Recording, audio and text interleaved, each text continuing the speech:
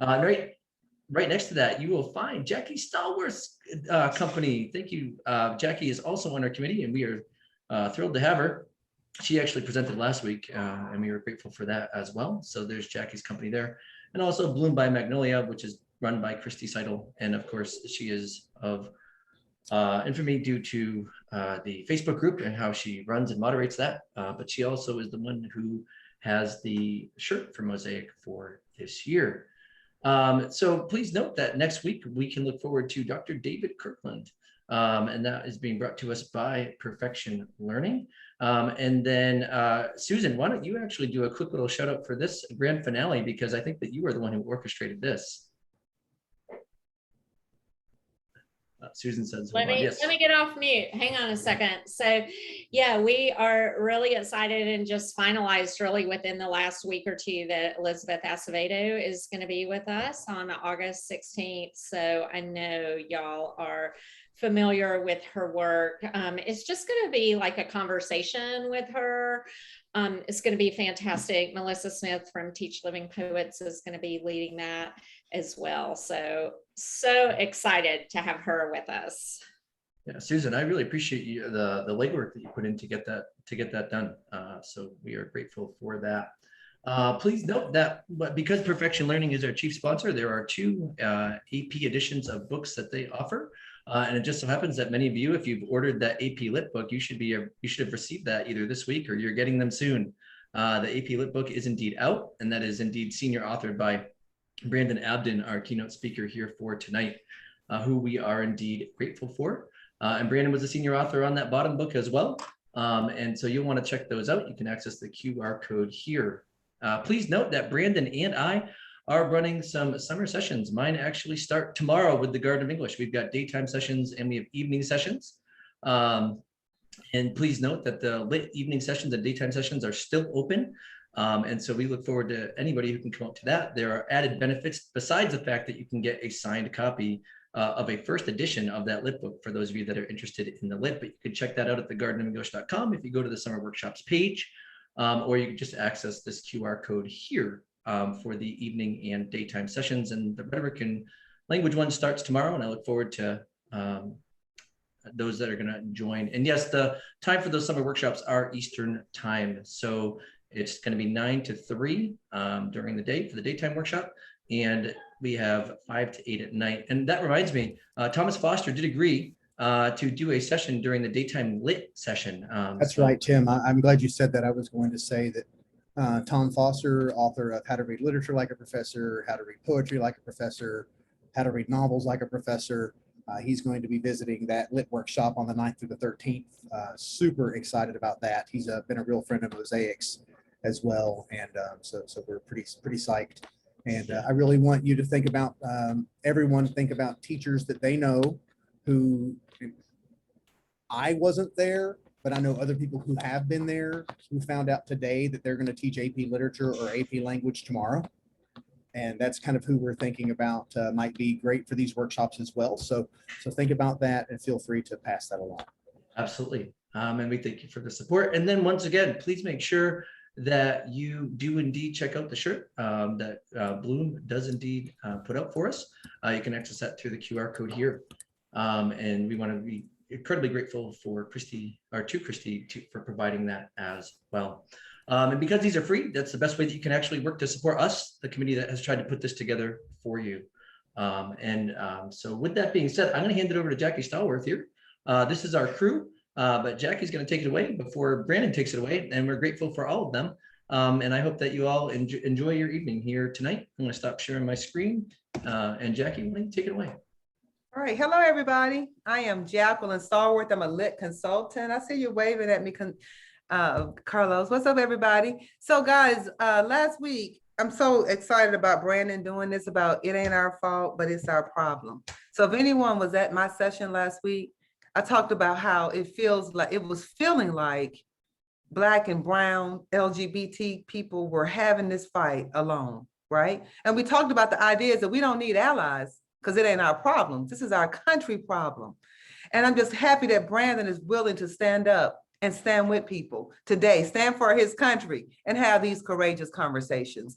And I also am encouraging you guys that, you know, Brandon and I are totally different backgrounds, guys, and it's important for us to have friends that are people who don't look like us, so that we can have those conversations. And Brandon, we pull each other's chain, and we're willing to have the tough conversations that we need to have in order to heal and for ourselves to learn. So tonight, guys, I hope you all are here with us. I can't think of a better person, somebody who is, you know, on the ground, trying to do the work, trying to, you know, bend that arc towards justice, and he realized this is just not Black and brown, immigrants, LGBT. This is everybody's responsibility, right? And I want to encourage you guys, if you are going to a seminar, if you are going to anything educator related, and they don't have an equity statement, and you don't see somebody Black or brown or nobody of color, and then they're talking about how they're going to be inclusive, that's somewhere you don't want to go. That's a way we can push back. All right. So today, I can't wait to hear from Brandon. Brandon is the bomb. Y'all know that. And that's all right, Brandon, take it away. Thank you, Jackie. And I promise I'm still going to be thanking you for pushing me to do this after I lose my lunch when I'm done with it, because that's how I'm feeling about approaching these topics, because these topics are never comfortable topics to have. Tim was so kind to remind me that this is the group that I'm going to want to have an uncomfortable conversation with, because it is the kind of group that is open to this. But these kinds of conversations don't need to stay with groups like us, or we just contribute to the navel gazing that has become part of the problem as it is. I do plan on leaving some room for discussion at the end, but I really want to point out that that's discussion and not questions, because I do not purport to be any type of an expert really in anything, but especially in this. The main reasons that I have these experiences is simply because of the academics that I've pursued in my education, as well as the colleagues that I've surrounded myself with. And the questions I've not been afraid to ask sometimes. So please feel free. You've got me there on your Twitter, on if you are a person who tweets, and we are tweeting at Mosaic 2021.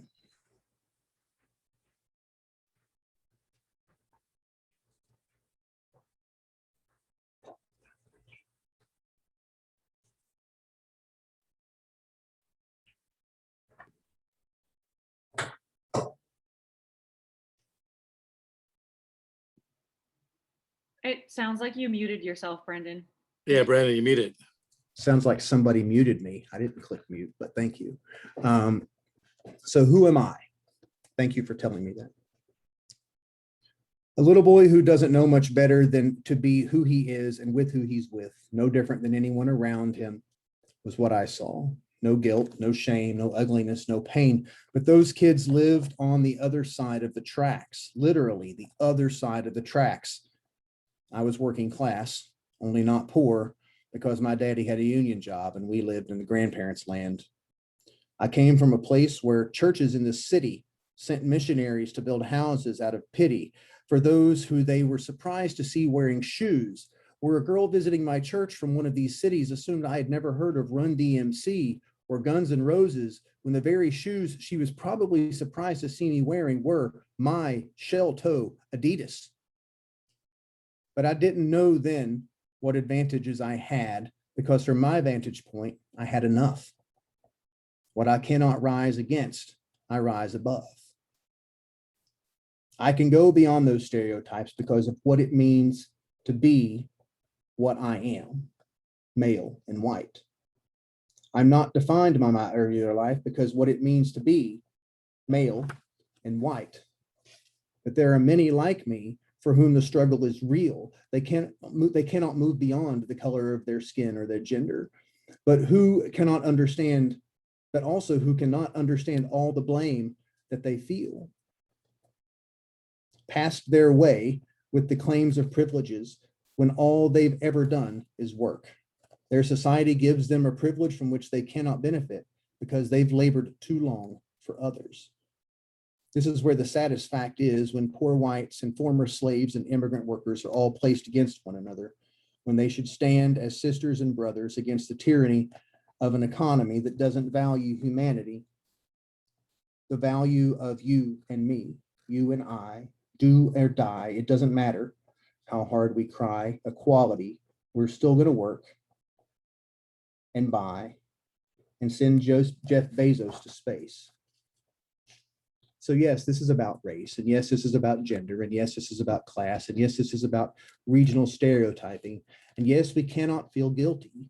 Yes, we cannot pass blame, and yes, we cannot fight one another, because yes, we are all part of this same game. My home proud state says, united we stand. And if so, we must be united with any man. The yin to that yang is the divided we fall. So we can't just recognize what damns us all. It's a history rife with people separation. Women can't vote. Dred Scott, Chinese immigration, where Jefferson's people weren't necessarily we, and all men aren't necessarily endowed with equality. But we all have that American dream. And we all have the right to be free. And we have honestly come a long way, but there's still progress to be made. And we've come here together, though not yet quite one. But what we cannot rise against, we necessarily rise above. So that's who I am, and that's laying out kind of what we're going to be doing here as we talk through some topics that no doubt many of you are familiar with, but that I'm going to try to package into a conversation that hopefully makes all of us think about our experiences and what we bring to the table.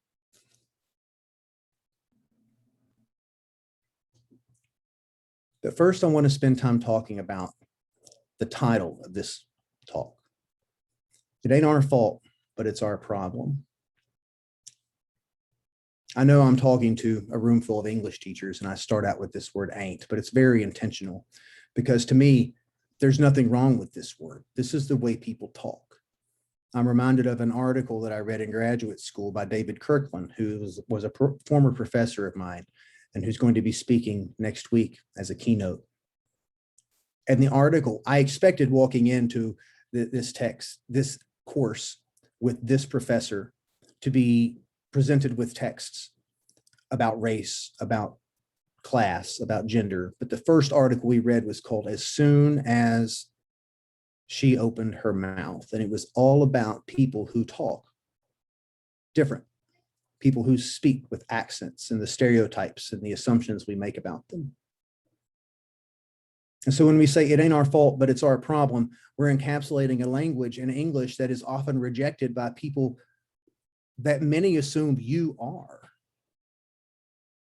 Uppity English teachers who think that they have to correct everybody's grammar. And AP is a moniker that has for decades signified there is no room for you in that class if you sound like that. So when we think about it ain't our fault, but it's our problem, we're thinking about who we're letting into our AP classes and who we're teaching, who we're making assumptions about as we teach them. We think about the word fault. We're so quick to pass blame. We're so quick to need to find someone in this country whose head's going to have to roll because somebody made a mistake, or because a group of people did something wrong, or because a bridge fell that was built by the lowest bidder. But this is certainly not a way to pass blame to one individual. The systemic issues of racism and privilege and oppression in this country are not to be blamed on one individual person, nor can they be solved by one individual person. So we can't take blame and pass it along to one person or one small group of people, but neither can we accept responsibility ourselves.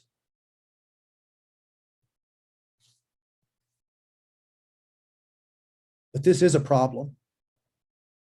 This is something that must be faced. This is something that when Martin Luther King was speaking in the National Mall, everyone had hope that it would solve. But when he was assassinated just years later, we knew this problem was still rampant, and it carries on today.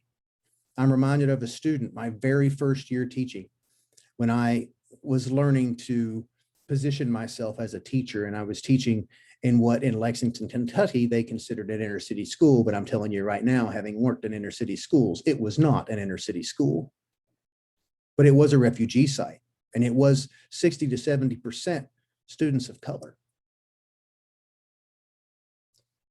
And we were having a discussion, and a student of color, the son of a very prominent religious figure in the town, spoke up to me and said, the only reason racism exists is because people like you keep wanting to talk about it. And I was shocked. It is still a problem. And not because I want to talk about it. It's a problem that we need to be talking about.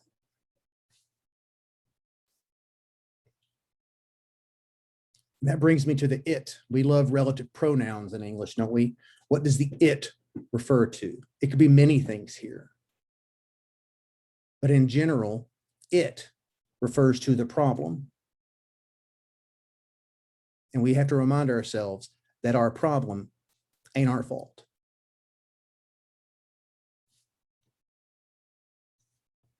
And that's the our. Who are we? That's up to you. And how you position yourself. You may be a person of color and think that this isn't your problem. You didn't create this issue. You may be a white person who feels that this isn't your problem. You didn't create this issue. This is something that predates you. This is something that comes decades or centuries before you. Okay. Maybe you're thinking of yourself as a teacher before anything. And I'm going to talk later about how teachers can't avoid this.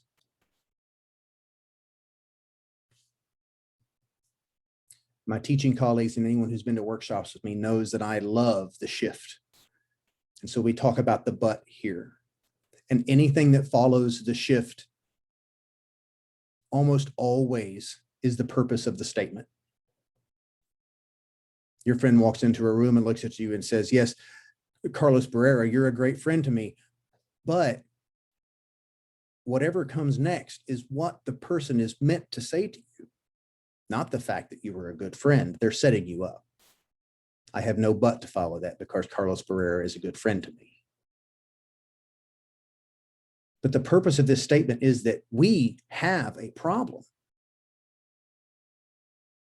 And I'm going to take this all the way back to my job, my time at College Board, when we were talking about these very same things. And we didn't unpack it this way, but the president of the company, who in his own way has political and social issues that everyone is aware of,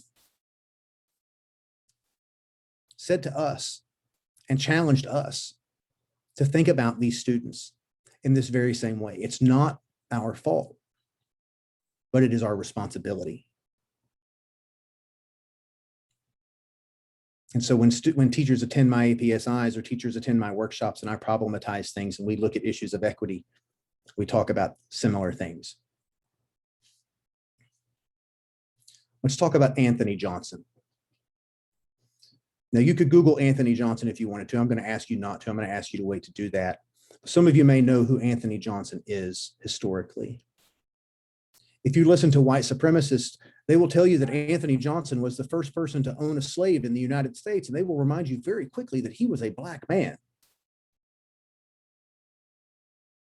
Pundits and white supremacists have made the argument that Anthony Johnson proves that slavery is not an issue of race. It is an issue of humanity. It is a human problem, not a racial problem.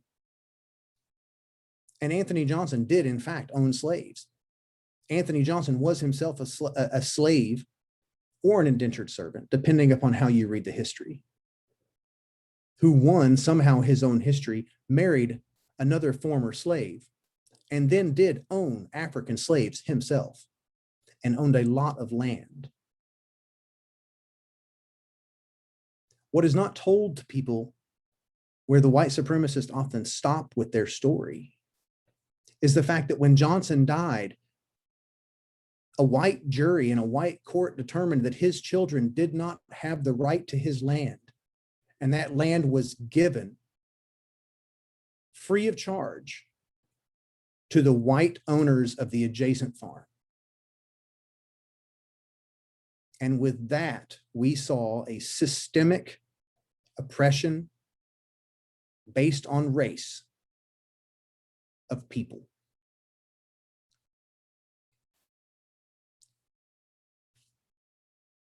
Anthony Johnson helps to set, in the early 1600s, a pitiful precedent that continues to carry on today as we think about the different systems that affect us. Now, I'd been planning on having and giving this talk for 2 months now. Little did I know that John Oliver's last week tonight was going to focus, this week was going to focus on real estate racism. But as we know, many of you may know, the housing market drives the economy in this country. That sort of long-term racialized systems of neighborhoods and cities have continued to affect us significantly, and our schools. So I've just listed a few of the major systems that affect us. And again, I know a lot of you are familiar with these things, but when I talk to people about this, and when they ask me about these things, when I have conversations with teachers and other groups that I speak to, they may have thought about these things individually, but never thought about how they all relate to one another. So I'm going to take just a few minutes and walk through these.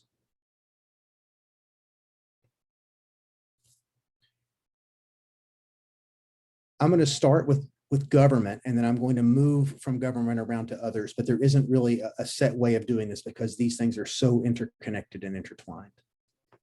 When we think about government, we can take ourselves all the way back to laws predating the Civil War, where based upon your gender or based upon your race, you were not allowed to own property, you were not allowed to vote, you were treated as subhuman in many ways. So they're the people who were elected to be the leaders and who were making decisions. Many of you know we're going to be reflective of those people who actually did have the power. No surprises there. A lot of you may be saying already, well, tell me what I don't know. We're familiar with this. I get this. Well, those same people who are elected are the ones who put in place bureaucrats and people who are not elected. And those are the things that begin to affect banking and insurance and finance. The first insurance companies coming about during the slave trade to ensure that slaves lost during transit would be paid for X amount of dollars per head so that some money could be retained for the bodies of dead slaves. Also, ships were guaranteed to insure against slave revolt. And insurance companies themselves were the ones who would often be paying for more people to be aboard ships, because it was cheaper to pay for more people to be aboard the ship to prevent a slave revolt than to pay out the insurance claim on a ship that was lost to a slave revolt. Those are the beginnings of insurance and banking and finance. A lot has been made of this in the past year or 2 years, as you've seen figures who made lots of money, who had statues erected to them in their memory, have been called out for where their money has come from. Not the least of which to mention would be Rhodes, of the Rhodes Scholar fame. That money was established with monies earned from the slave trade. So then we think about other systems such as neighborhoods and real estate. John Oliver, if you can handle some of his biting, bitter humor, which I can, I enjoy him, does a really nice job of discussing what many have come to call redlining. People actually drawing lines to prevent people of color from buying properties. This is nothing new, but this ended in the 50s and 60s laws were passed against that. But it has not ended. And even in places where it would have ended, especially in cities, we see these things enduring. Even here in Cincinnati, a city that has made a lot of progress in many different ways.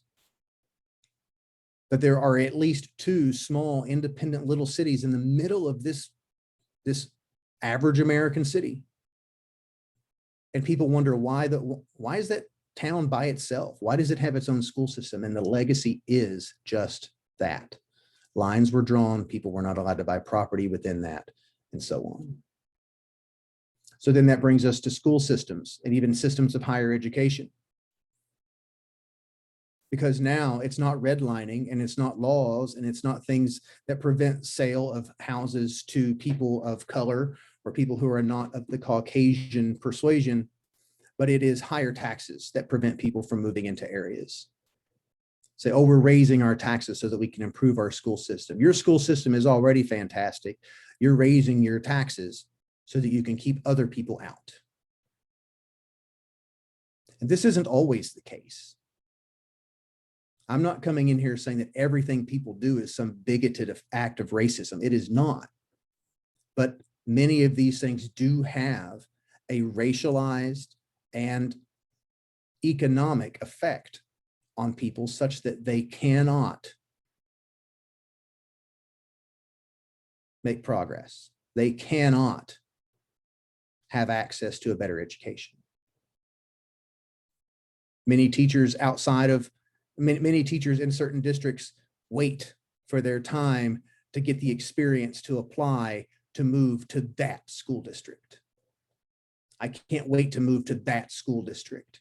I figure I'll teach here for 4 or 5 years, get the experience, and I'll be able to apply over there. Not just because the taxes are higher and I can make more money, but because those kids listen, or those kids' parents are much more involved. This is coded, racialized talk.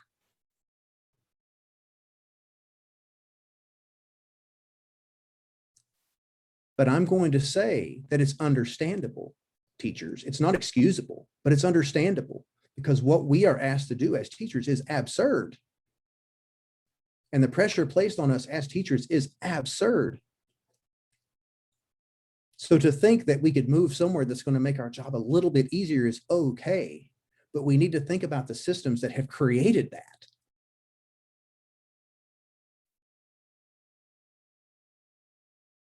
That brings me to jobs and unions. When we think about teachers being represented by their unions, which are great things. I'm a child of unions myself. And we think about the jobs that the parents of our students have. But many times, the jobs that the parents have determine where the kids can live. And it's not the fact, and then where the kids go to school. And this is not just an issue of race. This is also, as you all know, an issue of class. This also extends to medical and hospital systems. The best hospitals are almost always built in the zip codes with the highest tax rate, tax levels. So where do the best doctors want to work? The best doctors want to work, and the best doctors get the jobs at the best hospitals and best areas because it's the best pay and the best taxes. So who's left with the less effective or the less caring doctor?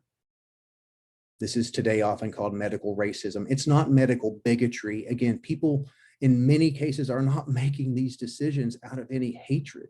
It is an effect of systems that surround us. And it almost always comes back to government, real estate, and the economy.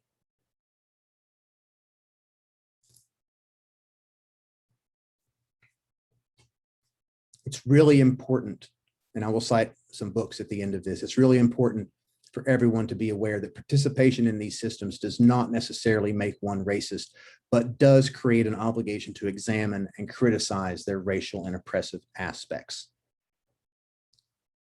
Just because you're teaching at a school district that you know is so good because it was redlined or because people were kept out 4, 5, 6 decades ago, or recently because of tax raises doesn't mean that you are a bad person and should feel guilty for that.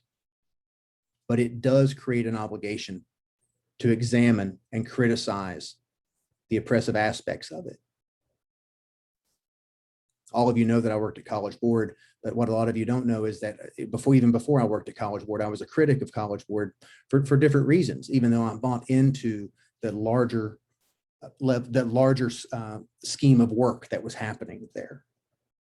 One of the things I learned at College Board is the sincerity that everyone there had about opening up AP to students who didn't look like, quote unquote, look like an AP student. You're not your traditional AP student. And I don't just mean race. I mean the preponderance of males taking math classes, the preponderance of females taking art history or and the art classes. Okay, opening it up because College Board was willing to step back and look and say, hey, we have an obligation to examine these types of things.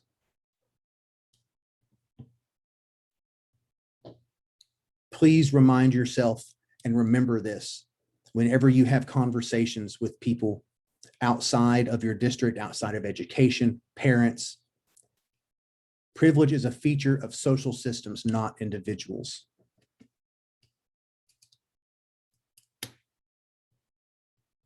People do not behave privileged. They are awarded a privilege by a system. They usually don't know they're being awarded that thing, because privilege is often oblivious.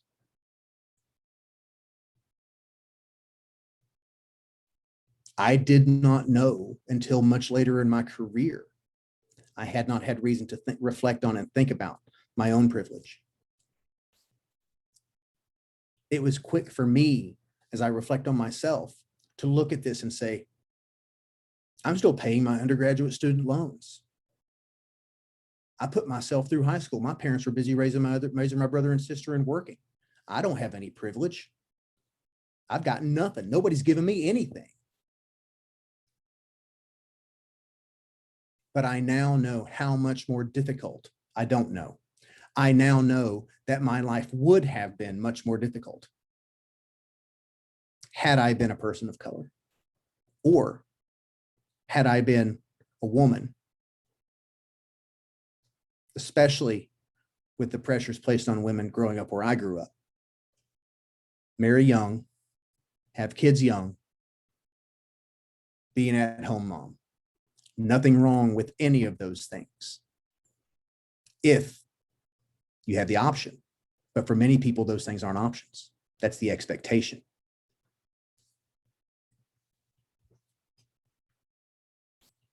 Those in a privileged set often see the oppression of others, but not their own privilege. This is something else to remember when we're having conversations with colleagues, is even when people see that others are being oppressed, they may not be aware that they, the person talking, has a privilege. And I'll come back to this in a little bit when I talk briefly about white saviorism and the white man's burden.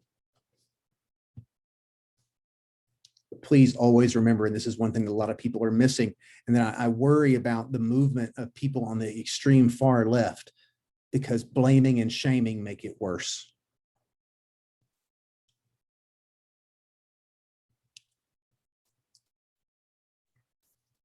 Let's talk briefly about getting off the hook. Even when people recognize these things, there are many ways that we walk through to feel like we're getting ourselves off the hook. We deny or we minimize. Well, that used to be a problem. Or since the civil rights movement, things have gotten a lot better.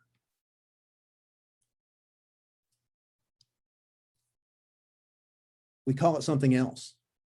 Well, we don't really have a racial problem in America. We have a class problem. Or there's not a separation between, there's not really a gender pay gap.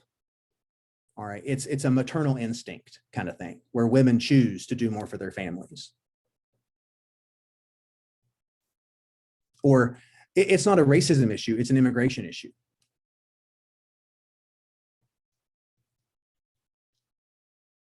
We blame victims. Well, if they would just get a job, if they would just go to school, if they would do their homework.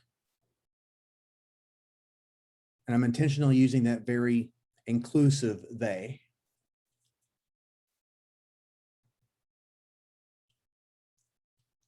It doesn't count if you don't mean it. We make jokes with friends. I've done it. Many people have done it. Okay. Oh, but I didn't mean it. I was just kidding around.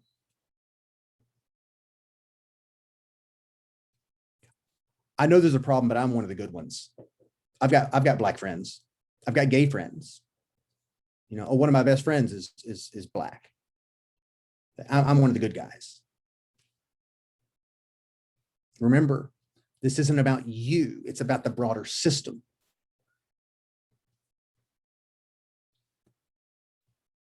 I'm sick and tired of hearing about all this. People are always throwing this in my face.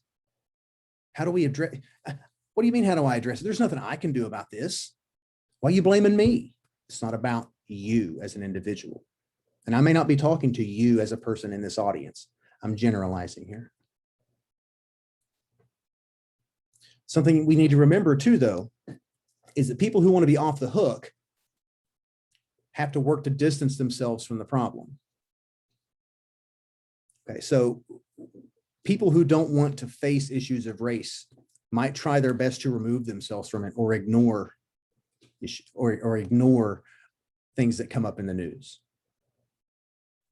People who want to distance themselves from LGBT issues may not engage with those conversations. People who don't want to face issues of gender oppression will simply avoid the conversations.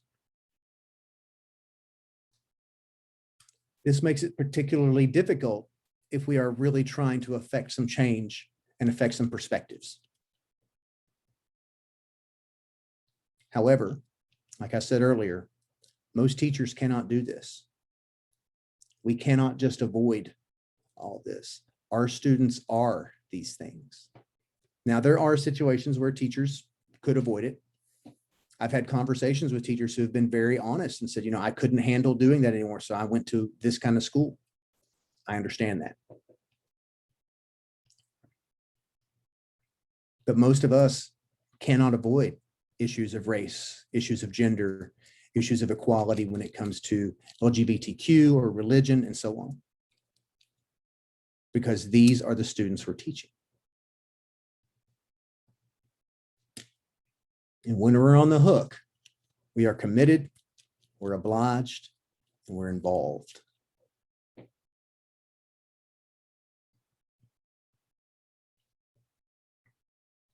And when we think about being committed or obliged or involved, it can go wrong in many ways. There's the poem written around the turn of the 20th century, White Man's Burden. Many of you may be familiar with it. It's written by the same person who wrote the Jungle Book. And in that poem, which is great for rhetorical analysis, if you really want to take the time to contextualize the poem, and I mean rhetorical analysis, yes, of poetry, that's a different discussion. Email me about that. The argument made in the poem is that colonialism is right because the white man is fixing all the non-white people in the world that needed help. All the non-white people in the world who were savages, the white man is here to help them.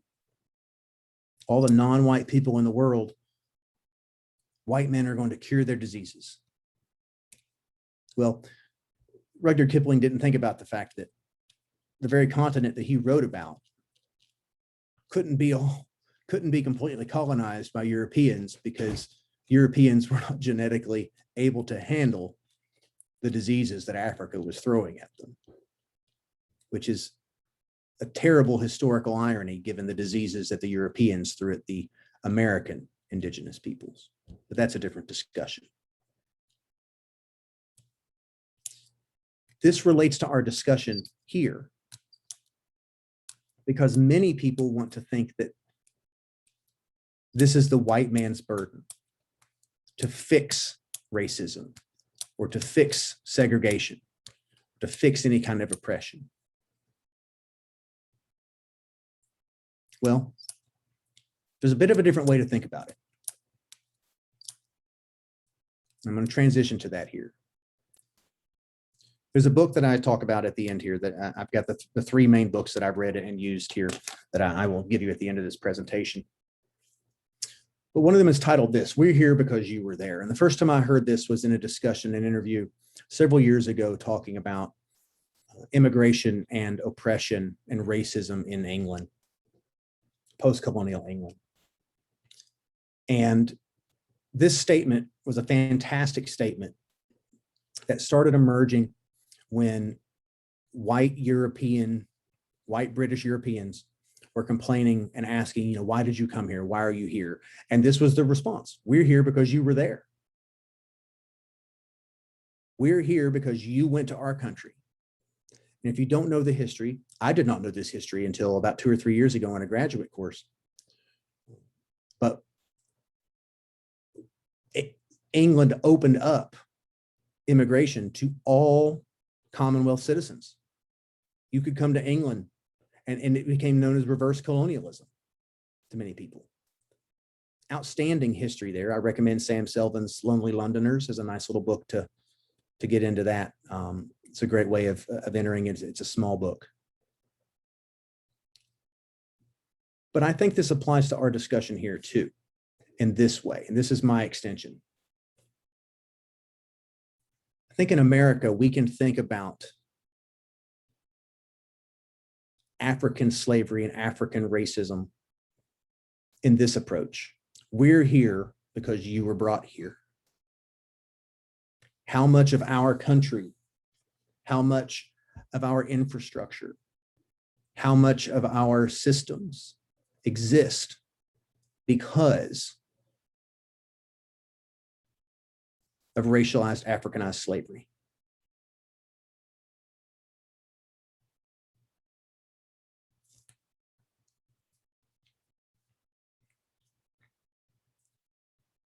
When we start to think that way, we might be able to then substitute our privilege with a responsibility. And it's a responsibility to the people who are descended from those who were forced to come here, but who are now our citizens, now our fellow citizens, now our students, now our colleagues, for those of you who are on this call. And remember that, and I don't think anybody on this call would disagree with this, that dismantling this isn't ceding power. It's not like we're asking everybody to give up the power that they have because of their race. It's about sharing power with fellow citizens and with other people in this country.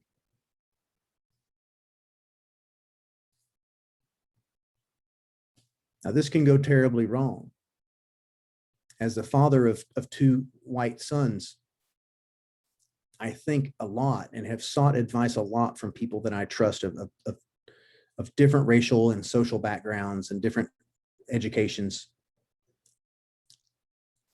about helping my sons to be aware of their privilege, but not feel sorry for who they are. And in all of the discussions about, and I had just told Tim I wasn't going to use this phrase in this session, but it just comes to mind and I have to. And all of these recent discussions and accusations is the term about critical race theory in the classrooms. I don't know anybody who's trying to make anybody else feel guilty for who they are. But maybe think of a responsibility and recognizing what they're being given by a system. So saviorism is scary because it's not our burden as a white person. I say our, it's not a white man's burden, but it is in a way. And so it's difficult because people want to be able to help. But we're not the great white hope. So how do we address this? How do we think about these sorts of things? Well, it cannot come from a place of guilt. In some discussions with a professor, a former professor of mine, the overwhelming theme in what he was discussing was that white guilt is self-indulgent and insulting, not to other white people. It's insulting to the people of color who have done the work. Because for so long, the work hasn't been done by white people. And so that's where I say the work is coming from other people, so that we can think about allyship. And I'm glad Jackie led into this with that, because when we think about what it means to be an ally, it's not to be a savior and here help me fix all your problems. It's to recognize your position, recognize your role, recognize what you're being given by systems, recognize your experiences, and say, hey, I'm here to support. What can I do? How can I help?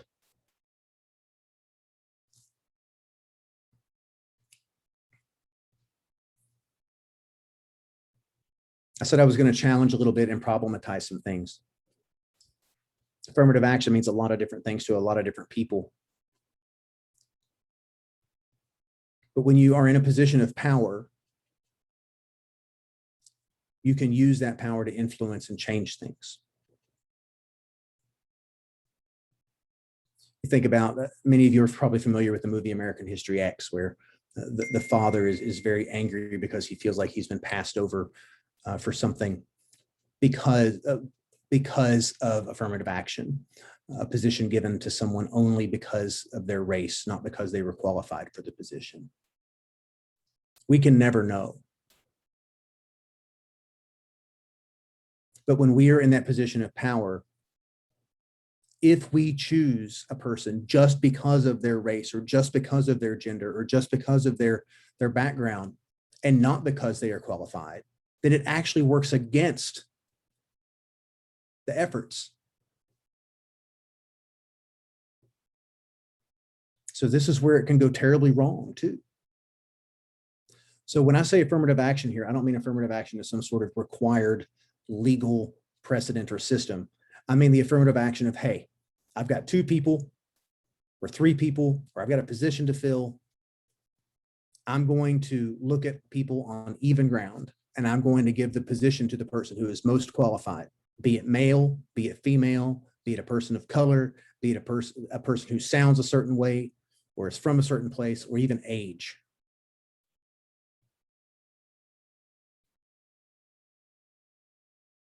It sounds like a simple concept to a lot of us.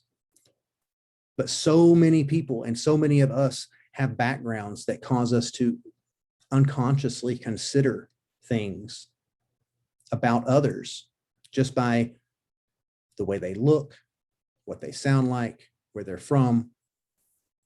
Sometimes those things subconsciously influence us. So we have to keep these things in mind. But this is not about giving that person the job because they're Black, or giving that person a job because we've never had a woman in that position.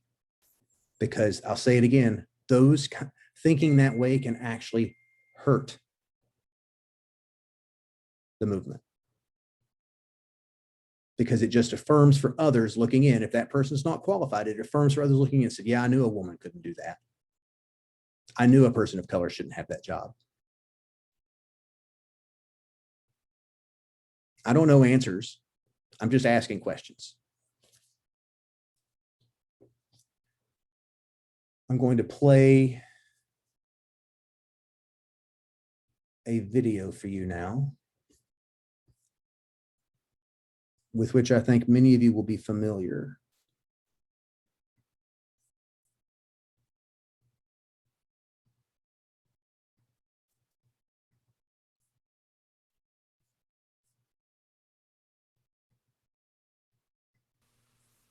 Most working and middle middle-class white Americans don't feel that they've been particularly privileged by their race. Their experience is the immigrant experience. As far as they're concerned, no one handed them anything. They've built it from scratch. They've worked hard all their lives, many times only to see their jobs shipped overseas or their pensions dumped after a lifetime of labor. They are anxious about their futures, and they feel their dreams slipping away. And in an era of stagnant wages and global competition, opportunity comes to be seen as a zero-sum game in which your dreams come at my expense.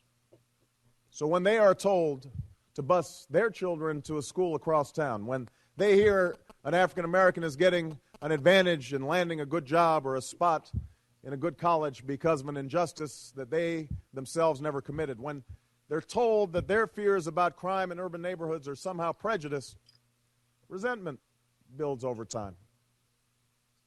Like the anger within the black community, these resentments aren't always expressed in polite company,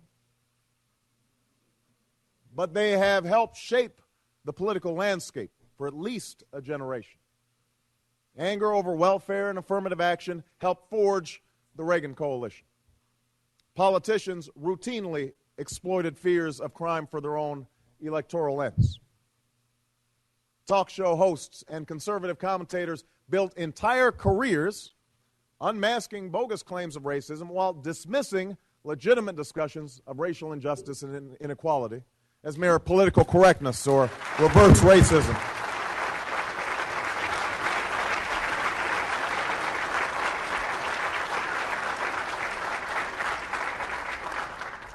And just as black anger often proved counterproductive, so have these white resentments distracted attention from the real culprits of the middle-class squeeze.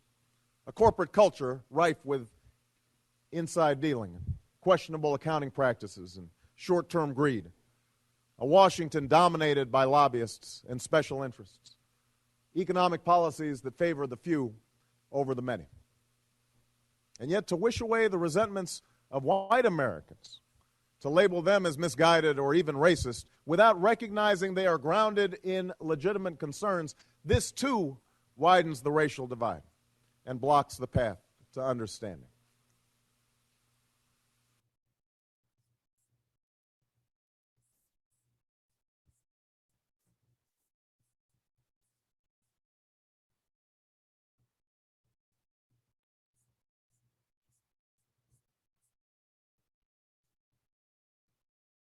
Okay, I need to find you all now. I've lost you all. Give me just a moment. I'm so sorry. I show that clip, and I have the text of that in the PowerPoint deck that I will share with you. But I show that clip because of the way he ends in discussing how it's not just a racial problem, but there are many people across this country who feel that their experience, as he says, is the immigrant experience. They don't particularly feel served by their privilege. And again, this isn't to make any kind of excuse for people's behaviors. This isn't to make any kind of excuse for the types of bigotry and fascism that we see at something like January 6th. And yes, I called it fascism. This is to say that many of your students, many of my students, many of our students, and many of our parents and many of us are coming from backgrounds where we don't see this privilege.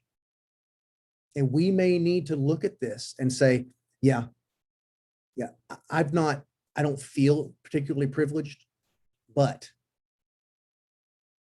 I am treated differently by these systems than others may be.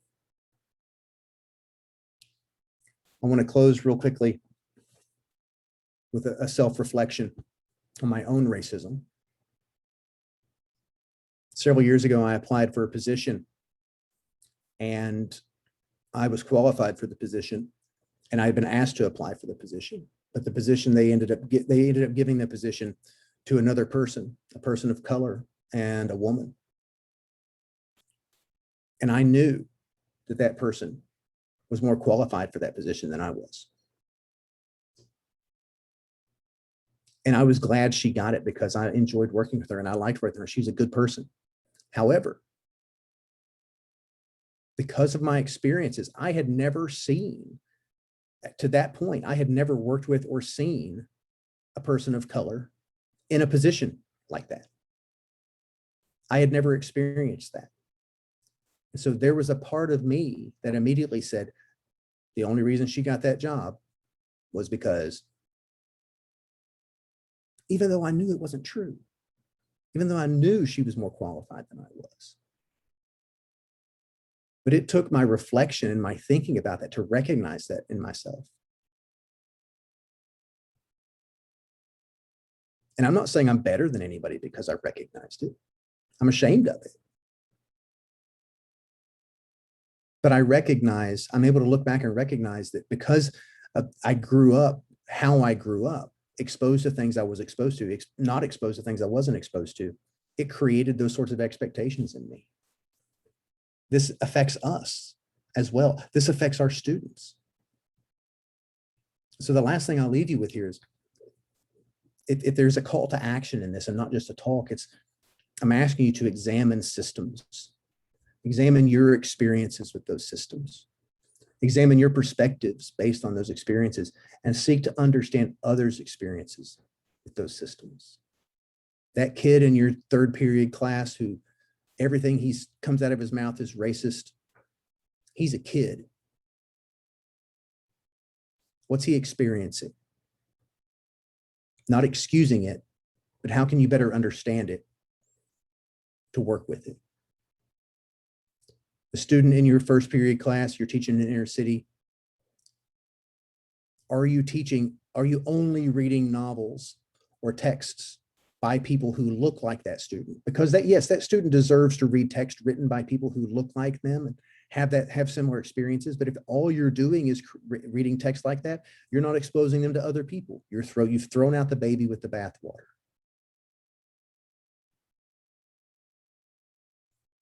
So think about the experiences you're providing them to. These are the 3 books that a lot of this has come from. Privilege, Power, and Difference by Alan Johnson. Systemic Racism, A Theory of Oppression by Joe Fegan. And We're Here Because You Were There by Sanjay Patel. I am Brandon Abdon, and you can tweet at me here. And I know we're right at the top of the hour. We often stay late. I encourage you all to stick around for any kind of discussion.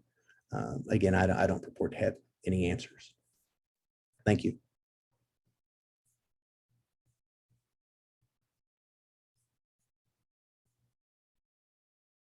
Susan, I'm making you a co-host.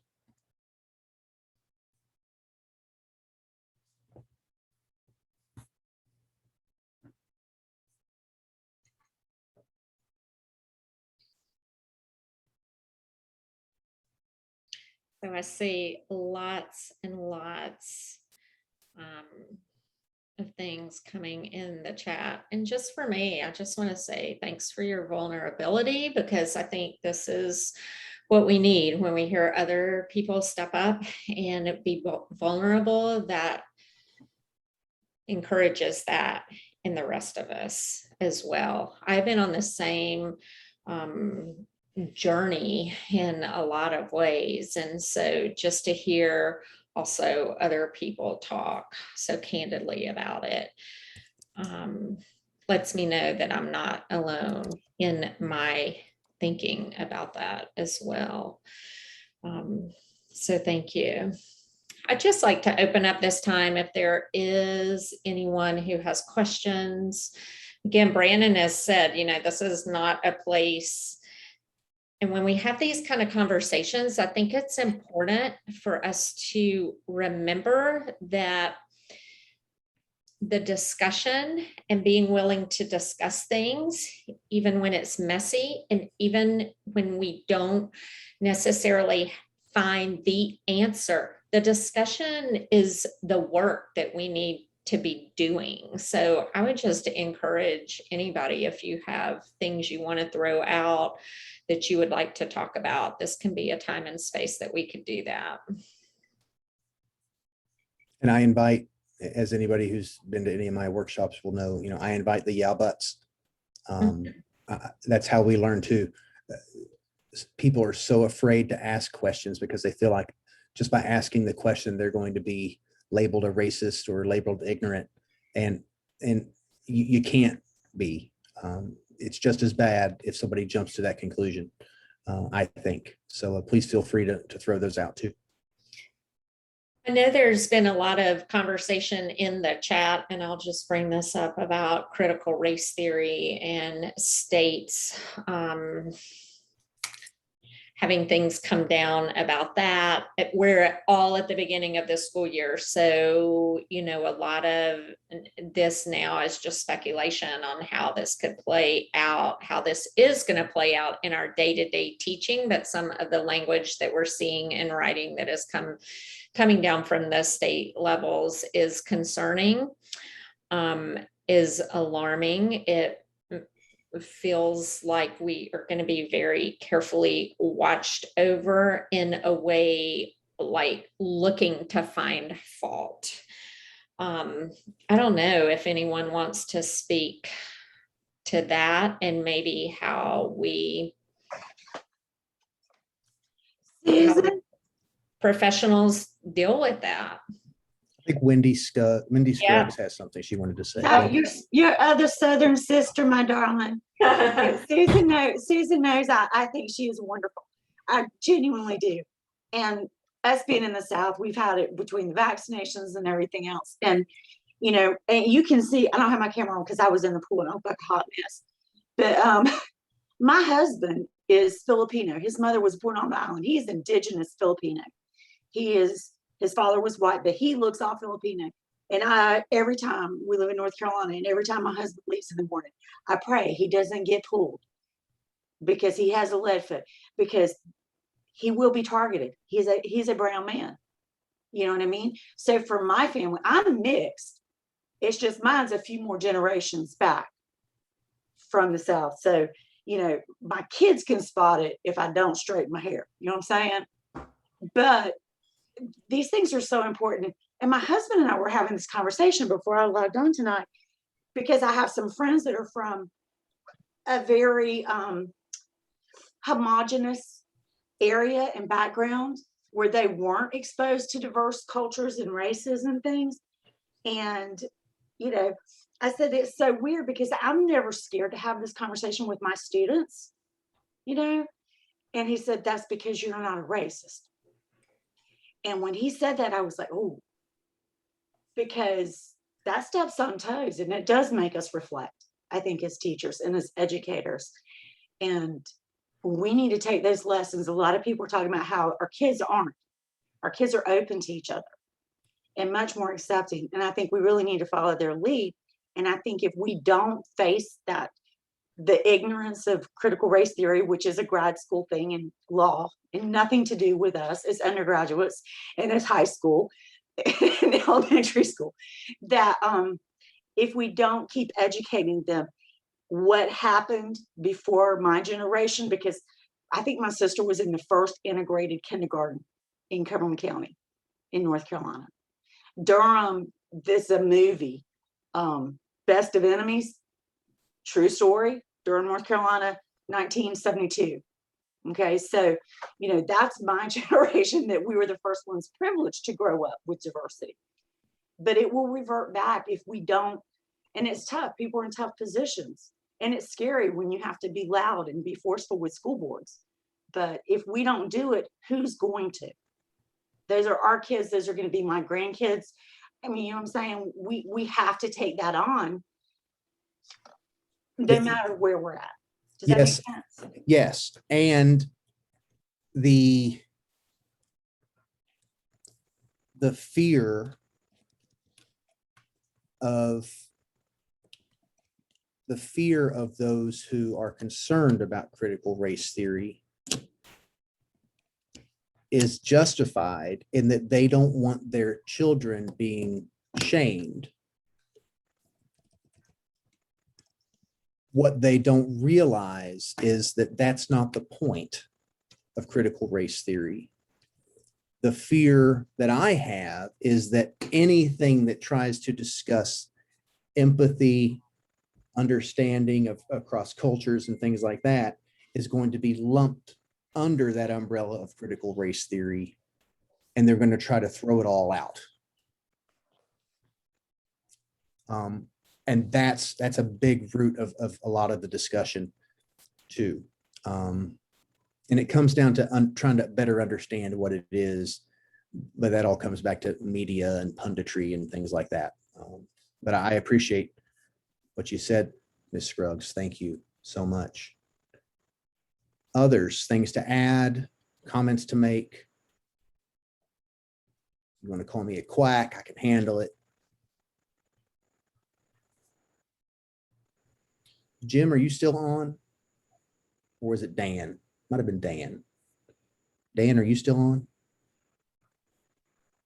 I don't guess. Those guys checked off like a few minutes ago. Oh, okay, they did. Okay, cool. Because he had said something earlier in the chat that I was going to bring up, but that's fine.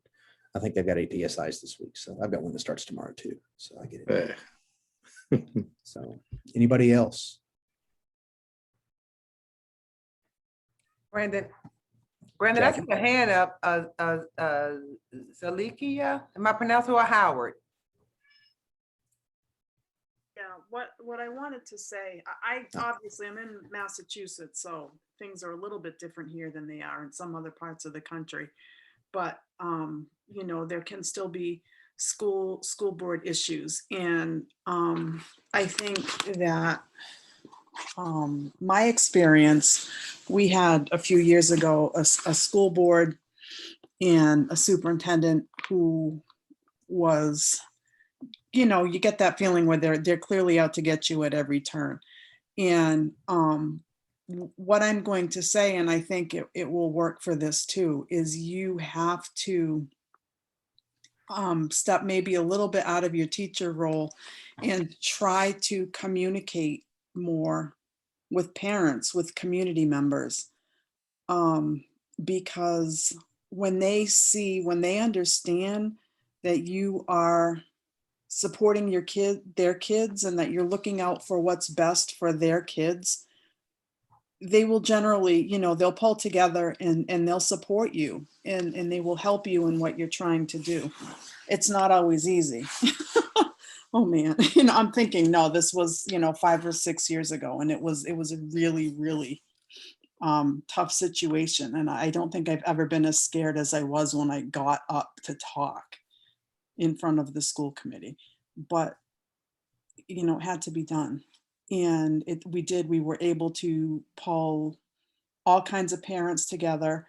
I teach seniors. Okay. So we got our 18-year-old students involved, you know, because they can vote. And I feel like, you know, we can't do it alone as teachers, because sometimes, like, you know, Brandon, you were saying, the media, the pundits, they are gunning for us. But if we can get community, and if we can build unity within communities, I think, you know, we can be more successful with this. And one of the things that I really try to do, and thank you for that, Ms. Howard, and is it Zalisha? Is that how you say it? Yes, Zalisha. Wanted to make sure. One of the things that I try to really help the teachers that I work with closely to recognize because the fear of this, what's going to happen is teachers are just going to be afraid to teach important texts. They're going to say, oh, I can't put that book in front of kids because, well, it's difficult, but you don't have to be the one that brings up the topics. You are, and I say this, and people don't always like it, but I stand by it. You are not their peer. You are not a participant in those conversations. You are a moderator and a mediator. So you can help push the discussions. You can help ask questions, and the kids will usually bring those things up themselves, not because you are giving them a text that is divisive. They'll bring them up because they want to talk about those things. They recognize that these are issues, and yeah, they're going to argue, and yeah, they're going to fight, and it's going to get uncomfortable, but you don't have to put up a rebel flag with pride colors. That's going to get you in trouble. That doesn't have to be you. You are moderating and mediating a discussion. And then you're going to bring that discussion around to where they do something with it. They write about it, or they do an argument, or they do some research. So you can connect that very crucial discussion to something they're learning academically. That's where you keep yourself from getting in trouble, but you still encourage kids to explore those big questions. There's lots of hands popping up now. Mr. Gertler, go ahead. Well, I guess the one thing that I wonder about, I teach in a part of Ohio that is, I did not have one, I had one student of color in all of my classes last year. She was adopted from Korea. So there were, I would say there might be 10, 20 families in our town. So my concern is, I've got the most experience in the English department, so I'm rarely questioned on what I teach and those kinds of things. But I guess the reason I raised my hand there was, if I simply rely on the things that the students bring up, our community is so white that most issues won't be addressed, because as we talked about earlier, our privilege is blind. And so it seems like every year I find myself having to push the issues to the forefront, because if I don't, I'll be shocked. When I put together the AP English class years ago, I did what a lot of teachers do. I looked for what was the most common text on the AP exam. And so Invisible Man was there. And I'll be honest with you, I had never read it. So I read it myself, and I'm like, well, I need help understand this. So I, went to different people that had read it. And so I put it in, but it's amazing. My kids can read portions of that book, and they miss so much out of their lack of experiences. So I don't know. I just thought when that was said, maybe I should handle that differently, but that's kind of how I've approached that.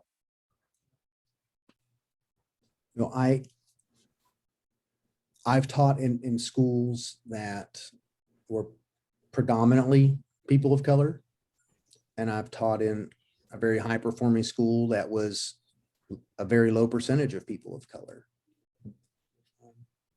And there have been times when I've had to intentionally point and direct students to things and ask about them. And I don't think I'm the model for everybody, but the way I would try to approach that gingerly is do it a little later in the year, establish some comprehension of the text and what's happening with the story and things first, and then say, there's something of some racism or some gender stuff that strikes me about this, and do it with that, but not, and hold myself back often, not levy my own thinking. Like, I think it's saying this about racism or this about gender, because that's where I get myself in trouble. But that's also, and I try to avoid that more than anything, because I don't want the kid who's going to agree with me about everything to make that their interpretation. But my experience is limited to those schools. So I invite anyone else. I know Elizabeth Turner had said that it sounded very similar to her school, and there were some others. So if anybody else has anything to add to that, feel free.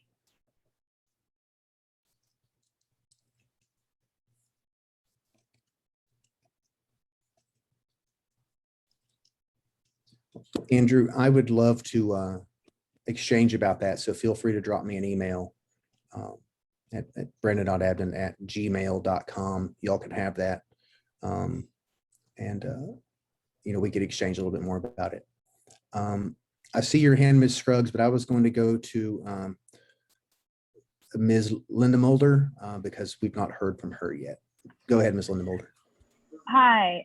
So my question, I am in a community that's very divergent in lots of different ways, and they're very vocal, and everything is incredibly political, from what you bring into the classroom to having to wear a mask, to what bathroom you use, to, I mean, we're talking everything, and we are struggling to get not just students to be polite to each other, but teachers to be polite to each other. And forget listening, just being polite, and you don't have this knockdown verbal brawl and worse in the classroom. And so if you want to, yeah, and so I was on the school board too. I mean, you know, Chino Valley Unified, we were the one that our hallmark to fame was when our, about 10 years or so, our school board heckled the audience. I mean, this is where I'm teaching, and you want to make a difference with kids, but I can't even get them to listen to each other. Depending on the mix of kids I get, you know, sometimes you get just that group of kids who are wonderful and do everything, that they're open and they're thinkers. And I very rarely have all my classes like that. I get excited when I have even one of my classes like that, but usually I'm walking on eggshells, because I can, even though I have been teaching for over 30 years, I can absolutely lose my job in my district. And I have to be really careful. So how do I be careful and not simply don't deal with the issue? You know, because you're saying moderate kids, let them talk about it. I got to be real careful with that, because if not, I'm going to be trying to pull kids off each other as they're throwing desks and chairs at each other, which I've had to do before. And that's not, so that just brings up the worst in everyone. And I know there's a lot of fear in my comment right now, because I think there's a lot of fear on my campus, and they don't, you know, and they being students and adults aren't truly listening to each other, or they're afraid to say something, because there's so much uncertainty. And I think it's not just that. There's also uncertainty in that these issues are changing and forming right in front of us. And for some people, it's been their entire life has been like this. And for some people, this is the first time they've ever seen this. And there's no roadmap. There's no guidebook for it. And so people are afraid to take a step. So my question is, you know, I want to do something. I'm ready. I just don't know what to do. So again, I'm not an expert in these things. I'm thinking about the way I would approach it from my experience. And I think you named it, Ms. Linda Mulder, when you called it fear. And maybe, me not knowing your context, maybe the openness about that fear and what is so scary about these discussions. Again, without you telling them what you think about it, because that's where and more often than not, I see teachers get in trouble when they start sharing their own, whether it's be a history teacher sharing their political opinion, an English teacher sharing their interpretation or what they think is going on. That's where you get in trouble. But moderating and mediating those discussions about that to start, and then maybe leaning and saying, hey, some of the things we might read about might link to this fear, might link to these things that people are scared to talk about. And I don't know the answers. I'm not going to tell you what to think about these things, because you all need to figure it out. But these are things that are worth talking about, because clearly people are concerned and scared about them. Now, I get the feeling that it may not, it's going to be much more complicated than that because of the way you describe your context. And I also get the feeling that it would take a lot longer than that because of the way you describe your context. But I think you've taken the first step in using that word, fear, because that fear is rooted in something. And the students probably, the kids probably have a good idea of what it is, even better than you or the teachers do, because they're the ones who have to go home every day and hear it and see it. So, of course, I invite other thoughts here too. You want to take a shot at this? All right. Go for it, Carlos. All right. Yeah, I hear you. I teach in Cobb County, Georgia. I came to Cobb County from Miami, 2007, about the time that county was turning from red to purple and purple to blue. I'm exactly what they fear, right? And often I'm the only Spanish speaking English teacher these kids ever had, or Spanish speaking teacher outside of their Spanish class they ever had. And so I understand. My role models are people like Charlie Chaplin, Cantinflas, Okay, because what I mean by that is we're not going to win this battle directly. I mean, I think it was the conservative activist. I read this article in New Yorker, Christopher Rufo. He was reading Abram X. Kindi's book at the same time I was reading it. I was reading it to learn. He was reading it to find attack words. And so he could care less what critical race theory is. It was an attack word. And in Georgia, they're just mad that we dared to vote a Jewish senator and an African-American senator and win the Senate, and we didn't go for Trump. And so they want to, I understand that we are pawns. This is scare and control. I'm not gonna, you have to come across it differently. So what am I gonna do in the classroom to do these things? All right, my second unit, the argument unit, is gonna be about the study of television. I'm gonna provide a lot of choices, and the students are gonna talk about those things. I'm gonna do the same thing. I'm gonna do a culinary unit, and the students are gonna just so you see how I'm doing it? They come at me, I'm like, what do you mean? I'm teaching cooking. What are you talking about? It's cuisine, it's television, it's dance. But really, that is a way to get all the students, because I teach in a school that's it's pretty much like the United States of America. It's got many races, it's got all economic classes, and believe it or not, kids sit mixed in the cafeteria. There's a lot of hope at that place. But we're on the, we're in a county that loves that really supports the Republican Party, and they're going to go with this. So I'd like to pay my mortgage. I'd like to make it to my 5 more years, and I'm what do you call it? I'm vested in the state of Georgia. I want to get there, but I also want, I did this to help students, and I'm not going to turn my back on the African American community either. If I all of a sudden start not teaching representation, I expect the African American parents in my community to get on me, all right, as well. So it is a dance, and that's why I mentioned chaplain. It is a dance we have to do right now. Right now we do, because we've been chosen as the pawns. So I don't know if any of this helps. Thank you, Carlos. All right. Ms. Scruggs, you've had your hand up again. You've been very patient. I think we could wrap there, maybe. Oh, did someone else have something? Well, when we were all having this discussion, one thing that comes to light is always, and especially here in the South. I mean, I've lived in North Carolina, pretty much my whole life. I was born here. My people been here for over 200 years. And there's a difference, and this kind of racism is worse. And I hear this among educators, and this is what scares me, is, oh, well, I don't, they'll be racist against a whole group of a minority.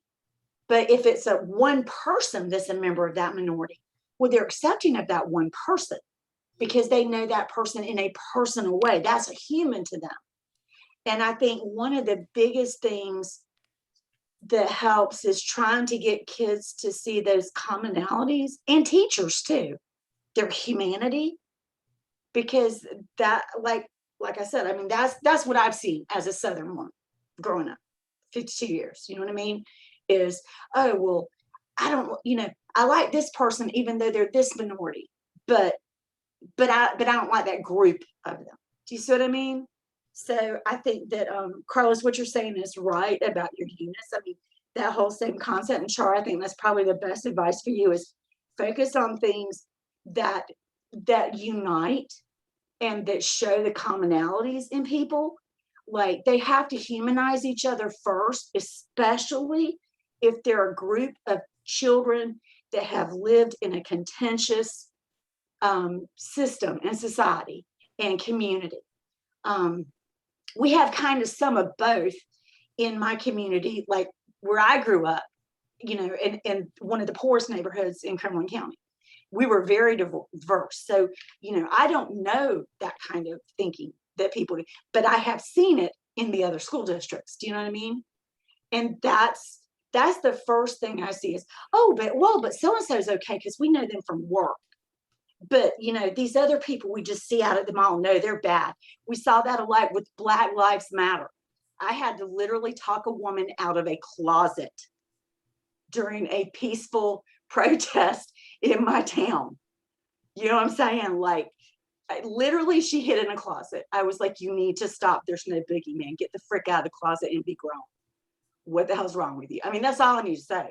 It was just that ridiculous. But yeah, like I focus on a lot of things. Like, I'll start with little simple things like I am poems, kind of like what Brandon did to open, you know, the who am I?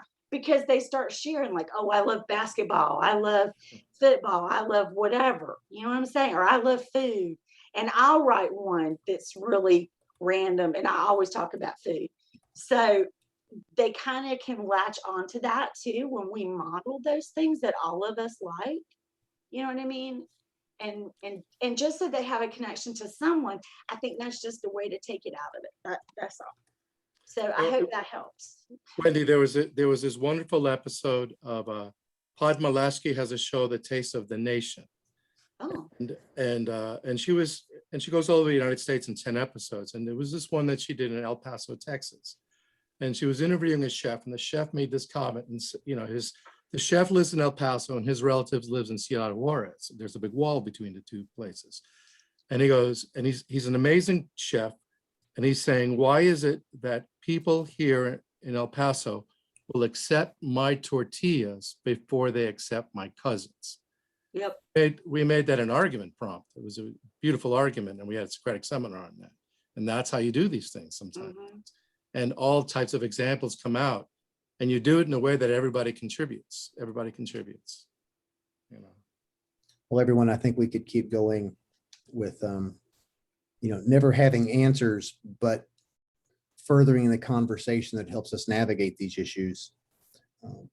But I really see everyone embracing this idea that, you know, it ain't our fault, but it's our problem. And we do have to engage these things and think about these things in different ways from different perspectives. And in a core of teachers, you know, primarily white, English teachers are overwhelmingly white across the country. It's important to think about, but also teachers, and I've heard this from teachers, English teachers of color, how they feel a responsibility for students who don't look like them as well, to think about their experiences and their backgrounds. And that's really one of the great things about literature and about writing and composition, is the way it helps us understand and build empathy for others. But thank you all so much. You know, Carlos, Susan, if you all want to hang around for a moment, that would be great. Sure.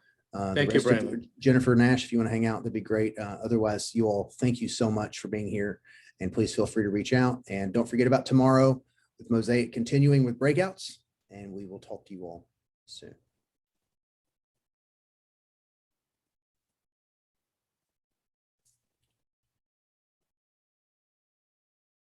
I think Susan had to go. Oh, yeah. I think she did, yeah.